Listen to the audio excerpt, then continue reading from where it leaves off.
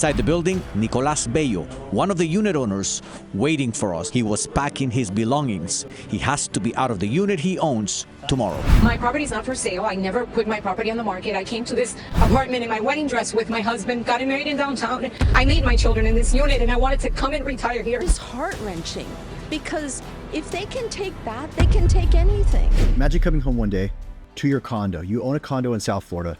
You've been in this condo for 30 years. You paid $170,000 for it a long, long time ago. You've loved this home where you get to watch the sunrise every single day. One day, just one day, you come home and you notice that all the lights are off in the building, that the lobby itself is dark, that the elevators don't work. So you're 65 and you decide, hey, I'm gonna hike the stairs up 20 floors to my place. And after you've arrived home, after getting over the creepiness of walking down a long hallway to your property, completely dark, that it sets into you that you may actually be forced out of your home. My friends, there's a saga unfolding in the condo market in Florida. Honestly, and I'm not an attorney, but looking at it, this looks perfectly legal. But my friends, this phenomenon is gonna start unfolding all across the state as many homeowners come to reckon with a massively shifting condo market that stems from outlandish hidden cost, which people across the state can no longer afford, mixed with surprise assessments that are landing on owners out of nowhere, some of which you'll see are hundreds of thousands of dollars per unit, where people that in years past bought these properties for much less than they're selling for today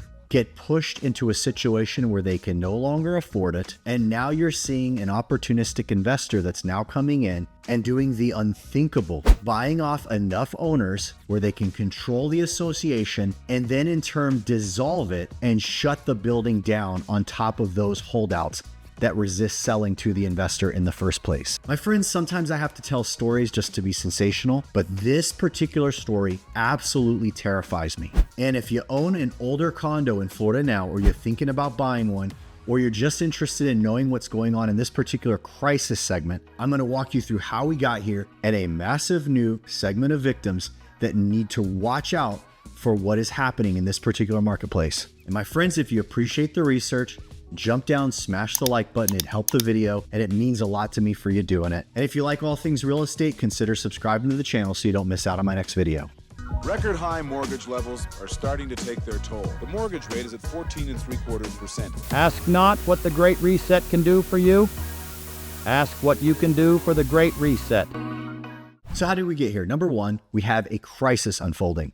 And number two, like any crisis, there becomes opportunistic people who want to take advantage of a crisis situation and owners who are struggling within it. So in Florida, you have 100% more condos on the market than a year ago. To give you context, we have so much supply on the market in the condominium market. It's a number that we haven't seen in 13 years. We're talking numbers at the tail end of the GFC when there was an enormous amount of inventory. Yes, it's piling up again. Now, it's not a head scratcher as to why. Number one, there's massive high hidden cost of ownership. A lot of condos are built on beautiful land, fronting water, and those are obviously at high risk of storms. They tend to have high costs to insure. Now, insurance on its own is very costly all around Florida, no matter where you are. It's even higher when a building or a home you live in are trying to insure is at higher risk of wind or flood damage, which a lot of condos are. Couple that with the fact that Florida has one of the highest shadow inventory numbers, meaning we have a very high number of discretionary owned condos, meaning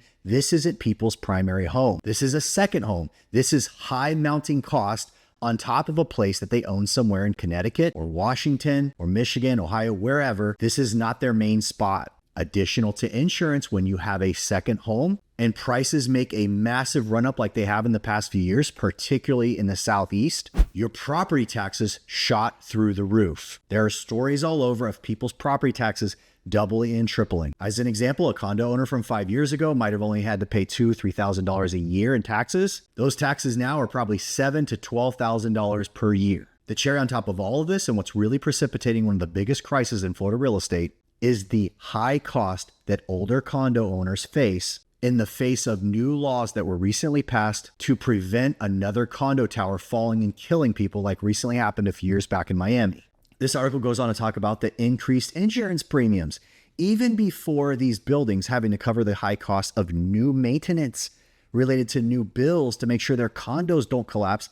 They already had massive sweeping insurance premiums that jacked up the HOA fees, cost of maintenance, inflation of all kinds. This man, Howard, as mentioned, he's a condo owner out of Ventura, Florida, living out this nightmare. He was interviewed by Local 10 News, says that his condo fees have jumped from $1,500 to $3,000 a month. Then he was hit with an assessment of $224,000, meaning that the $3,000 a month he's already paying, they're going to divide this $224,000 up over a series of months and order that to be paid on top of it. And a reminder, it's an HOA, it's tied to your deed, the collection of which results in foreclosure if you do not pay or cannot pay. Another article, this is just outrageous. South Florida condo owners are dumping their homes after getting slapped with six-figure assessments. And again, an assessment is a collective bill.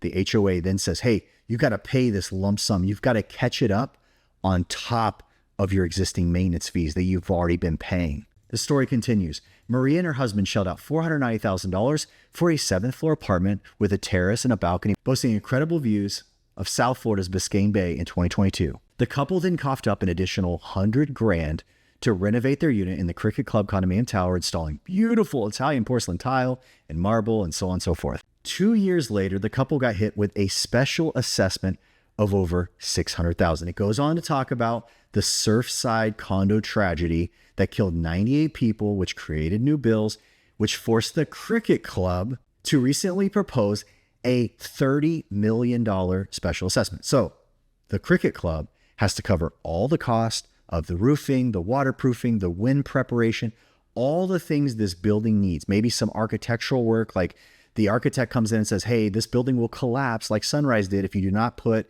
new whatever, steel, beams, whatever the securing items are.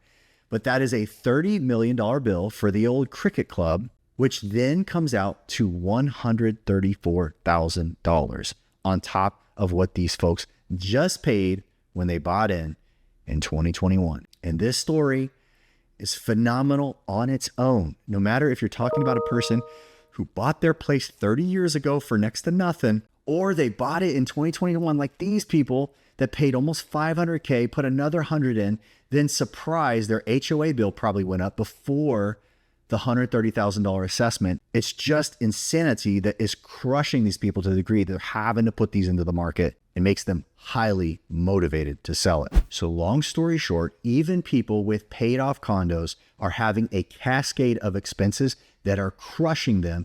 And in turn, they are putting these properties on the market. Now, being specific, this is radically hitting buildings that are higher than 3 stories and older than 30 years old or approaching that age. And you may become surprised to know that's a lot of buildings. Miami, for instance, has nearly 70% of all of its sales comes from a condominium or a townhome development. It is a huge factor for their marketplace. Now, stepping back, you see the dynamic. You have a percentage of these condo owners that are desperate to sell.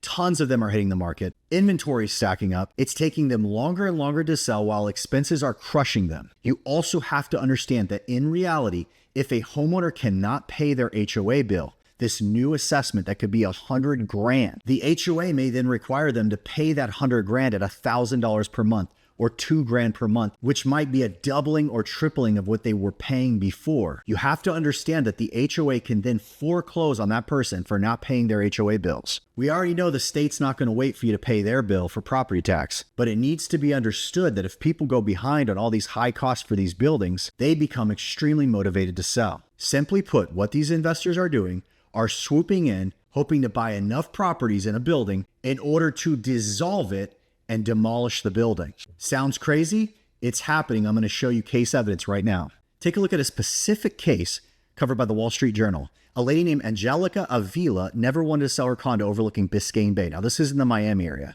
She liked to watch the sunrise each morning from her balcony. An investor comes in and then offers her nearly $700,000, which is more than triple what she paid when she bought the place 30 years prior, but she rejected the offer. As I told you in the opener, the developer then acquired enough units to take control of the building and then terminated the condo association, paving the way for its demolition. Now, the next step, the investor then forces her out by a threat of turning off all services of the building, including air conditioners, elevators, security, and obviously maintenance and all kinds of other things. forcing Avila basically to move out and rent a room in a house further inland. Now, on top of that, the story goes that she herself had to get a storage locker to hold her clothes and her personal belongings because the room that she leased out nearby was too small, obviously, to contain her personal items. And think this through. She doesn't sell her place. She gets kicked out. She starts renting a room. She then has to hire an attorney. So what's happened recently now, because here's my understanding of this process, is that all of these buildings are governed by documentation. All of the buildings have clear written rules about what can be done and can't be done with their association. In all likelihood, an investor walks up, is lawyered to the gills, reviews all of this, knows full well they can take an overriding authority to then crush the association and run out the holdouts eventually. They know that this is a legal process that they can do up front. They're not going in with some preconceived notion that, hey, we might need a plan B in case there's like 5 people we can't get rid of. They know how this game will unfold. But it just so happens that a court so far has upheld the right of the remaining owners to keep their place. So this is prime property in South Florida. They are 2 of the owners who filed a lawsuit in mid-May in Miami-Dade Circuit Court. They are suing Two Roads Development, the real estate firm that now owns the building. Unit owners allege they were manipulated, deceived, bullied, and pressured to sell their units to the developer. There is so much pain and anguish and attachment. This is the letter they received informing them the building services would be discontinued Friday. But this wasn't the first they had heard they needed to leave. Residents first learned of that as early as March of this year. As you know, the building is in need of significant deferred maintenance, which precedes TRD Biscayne LLC's completed acquisition of the property in December 2022. About 184 units at the property have been successfully vacated with the exception of 6 remaining units, remaining as unlawful inhabitants of the property. My property is not for sale. I never put my property on the market. I came to this apartment in my wedding dress with my husband, got married in downtown. I made my children in this unit and I wanted to come and retire here. The building owner told me, quote, "The last remaining residents of Biscayne 21 rejected above-market proposals for their units, refused our offer to cover hotel stay as they transition from their former homes." It's just heart-wrenching because if they can take that, they can take anything. So far, Angelica and her friends, the holdouts, have actually won a court case to stall the demolition of this building. But the question becomes, will the court precedent hold?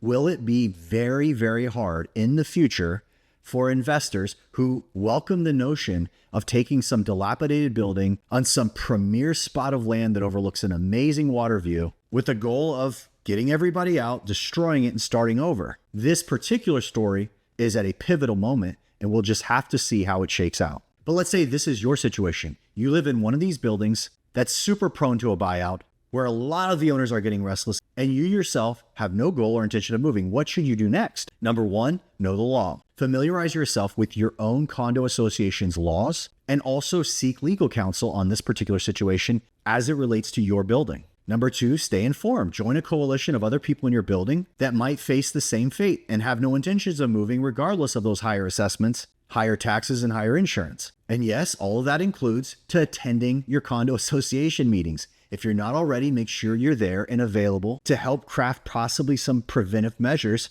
to keep this from happening to the building you live in. If you're one of the first owners that gets one of these offers, assess your finances. See if you might be better off taking an offer and moving right away. Obviously, we've seen from recent case, they definitely pay more to the earlier units than they do to the later ones. This, my friends, is a crazy twist in an already insane saga that I honestly did not expect to read. But what do you think about it? Let's continue the conversation in the comments, and we'll see you on the next one.